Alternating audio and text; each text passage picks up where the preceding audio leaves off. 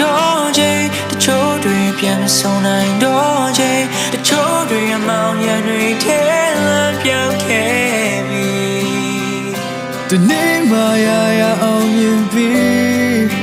ရောင်နေတွေလေးချိန်တကယ်ပဲတင်လို့လေးပြ